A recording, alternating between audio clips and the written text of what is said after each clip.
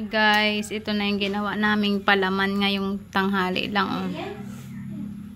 Coco jam. Dito kasi sa Bicol hindi sila masyadong marunong gumawa dito. Pero mayroon namang nakakaalam din. Ang mahal nito sa Manila. Ang sarap ipalaman sa tinapay. Palaman natin sa tinapay.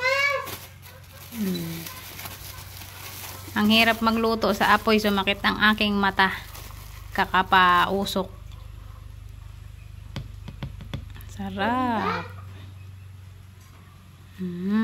Diba?